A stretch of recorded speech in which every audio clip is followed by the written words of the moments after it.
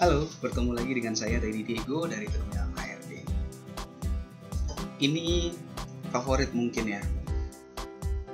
Kenapa HRD selalu bilang tunggu kabar dari kami 2 minggu kemudian? Ya. Dan kalau misalnya HRD bilang seperti ini, apa Pak yang harus saya lakukan?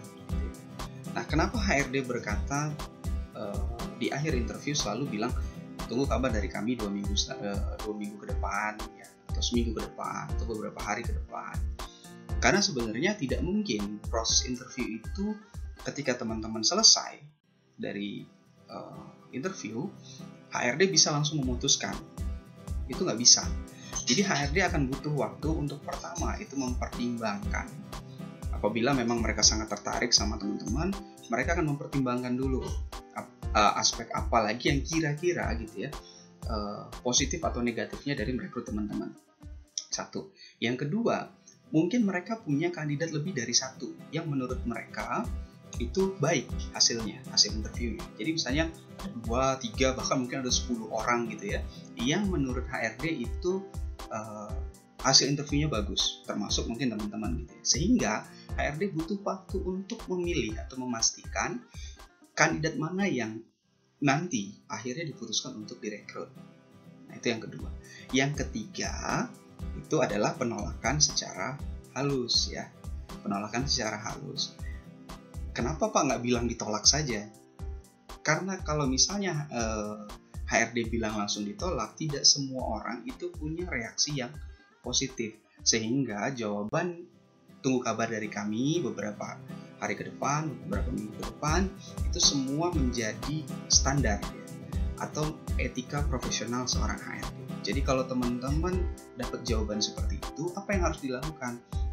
Saya selalu sarankan ke orang-orang yang mendengarkan seminar saya atau yang membaca ebook saya ya, jangan pernah menunggu, jangan pernah benar-benar menunggu seperti yang diminta oleh HRD.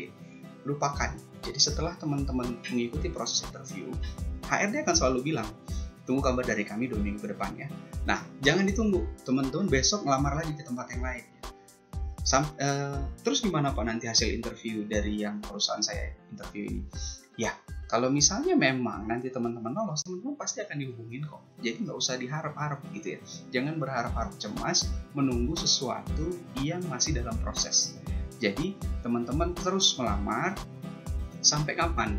Sampai nanti kalau misalnya ternyata HRD yang tadi teman-teman sudah interview, misalnya ada 3 atau 4 kali interview, bahkan mungkin 10 kali interview, salah satu atau mungkin 2 atau 3 gitu ya, mereka nelpon lagi teman-teman dan bilang, halo selamat pagi, besok bisa datang ke kantor kami untuk tanda tangan kontrak. Nah, kalau misalnya teman-teman sudah diundang untuk tanda tangan kontrak, ya silahkan teman-teman berhenti melamar dan silakan memilih kalau misalnya nanti yang mengajak teman-teman untuk tanda tangan kontrak lebih dari satu perusahaan.